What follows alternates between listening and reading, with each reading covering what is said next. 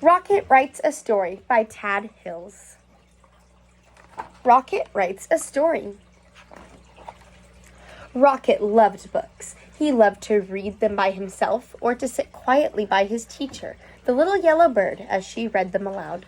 Rocket even liked the way the book smelled. When he opened a new book, it smelled like a place he had never been to, like a friend he would never met. The little yellow bird agreed. Books are inspiring. They make me sing. Rocket loved words too. After snack time, his teacher would say, "Rocket, why don't you use that nose of yours to sniff out some new words?" And off he'd go. He'd fetch some nice ones like buttercup and bug and feather and nest. "I'm looking for words," Rocket would announce to anyone who would listen. Rocket always brought his words back to the classroom and wrote them down. The little yellow bird would help him spell the tricky ones, and then they'd hang them on their word tree. Sometimes the bird added her own words to the collection. "This one is small, but I promise it'll come in handy," she'd say. "Magnificent," chirped the little yellow bird once their tree was covered. "Now what should we do with all of these splendid words?"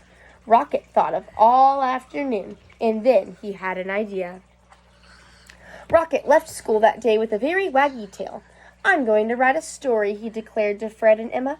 "My story will be an adventure about the great wide world," he told Butterfly. "Shh, I will use many words," he explained to Miss Barker.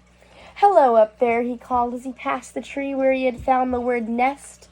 "I'm going to write a story." The next day, Rocket returned to his classroom. It was time to begin. He looked down at the blank page, and the blank page looked up at him, but no story would come.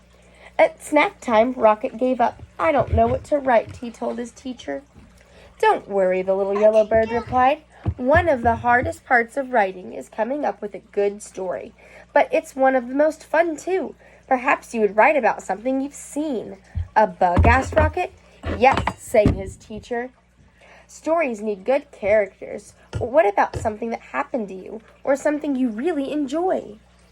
"My favorite stick," suggested Rocket. "Of course," said the bird. "Or you could write about something that inspires you." "Inspires me?" asked Rocket. "Yes, something that excites you," the little yellow bird sang. Rocket took a walk and looked for inspiration.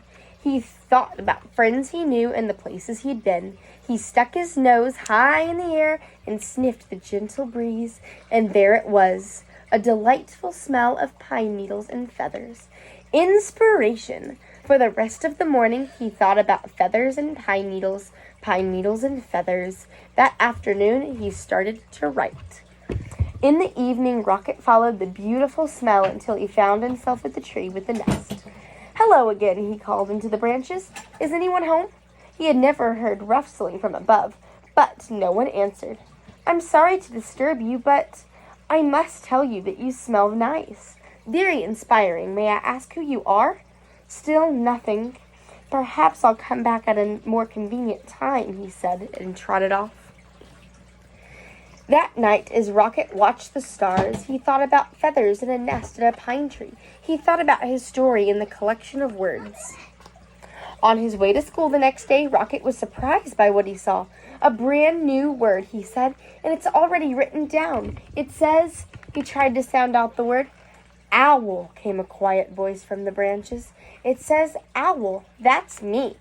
"Thank you, Owl," Rocket called. "I'm always looking for words, and this one is a beauty."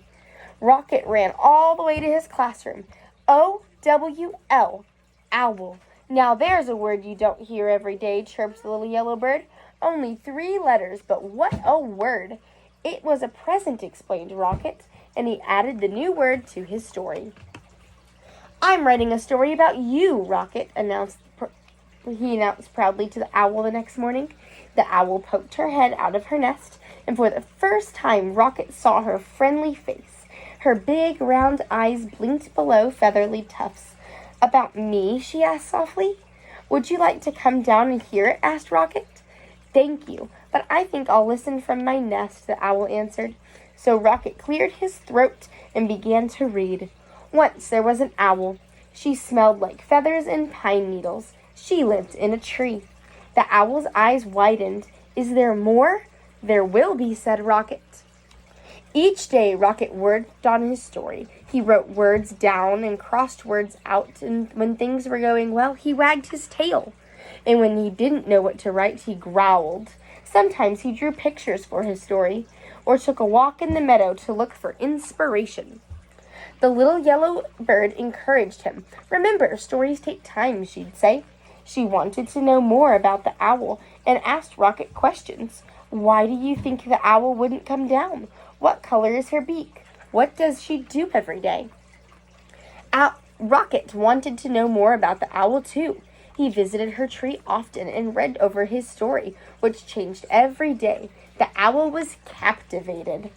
And when Rocket stopped, she would always ask, "Then what happened?" At last came the day when Rocket knew that he was finished. "What a fine story," chirped the little yellow bird after she'd read it. Rocket ran to the owl's pine tree.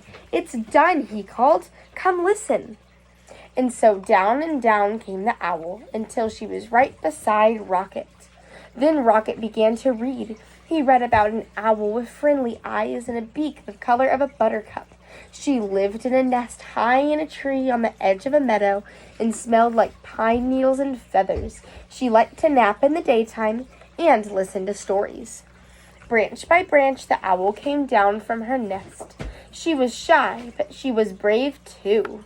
Suddenly, Rocket stopped. He wrote something on his paper and then began to read again.